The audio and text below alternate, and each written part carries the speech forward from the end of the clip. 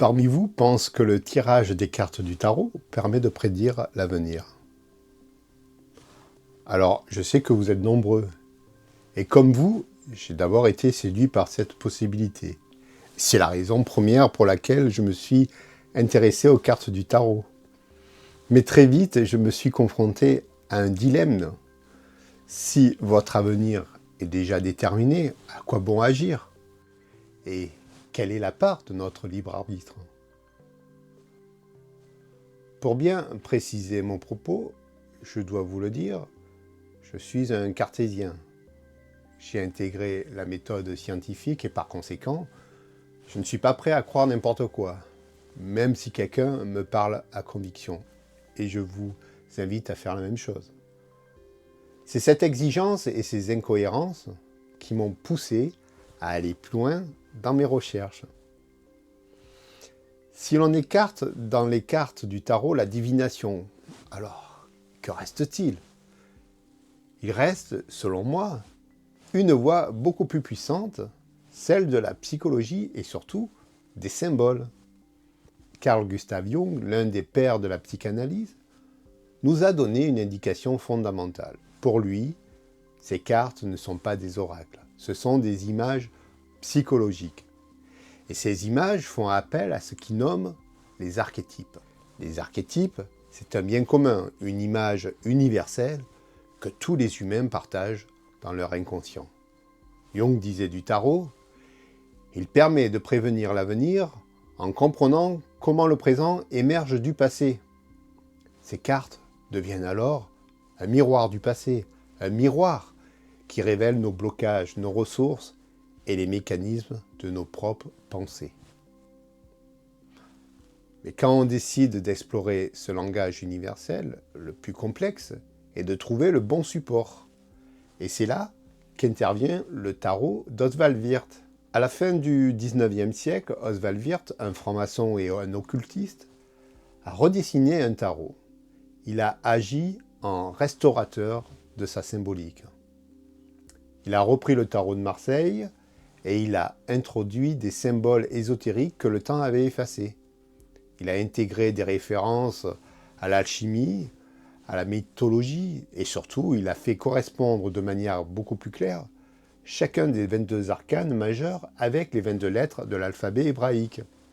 Oswald Wirth a ainsi créé une véritable cartographie de la conscience qui explique dans son livre « Le tarot imagier du Moyen-Âge ».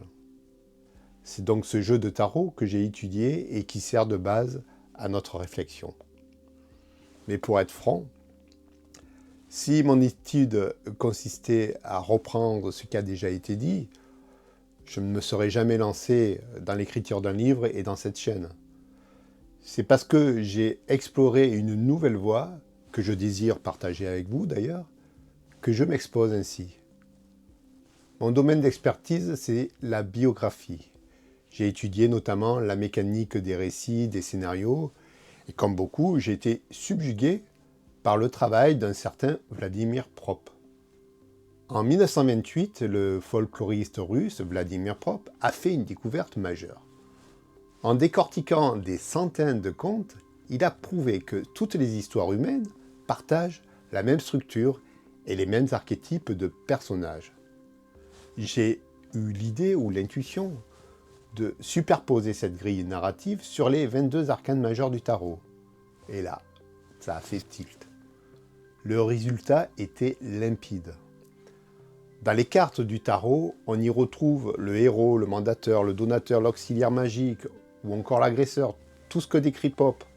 La progression des arcanes que décrit Prop est le cheminement d'une quête spirituelle qui amène notre héros à réaliser une transformation intérieure. Et c'est ce qu'on retrouve dans la progression du tarot.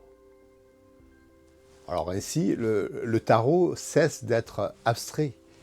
Il devient le scénario dynamique de la quête que nous sommes en train de vivre, si on prend l'a priori que la vie est une quête philosophique.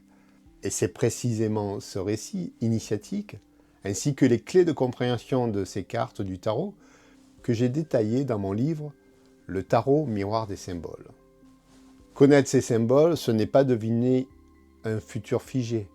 C'est reprendre le stylo pour écrire la suite de votre histoire. C'est redevenir le véritable héros de votre vie. Alors sur cette chaîne, nous allons décrypter chaque arcane, pas à pas. Nous allons étudier des concepts que l'on doit connaître, maîtriser pour comprendre le sens des symboles. Bref, on va redécouvrir le tarot sous un nouvel angle, plus ésotérique et résolument plus symbolique. Donc si vous êtes prêts pour le voyage, eh bien abonnez-vous et je vous dis à très vite pour notre première étape qui sera le battleur.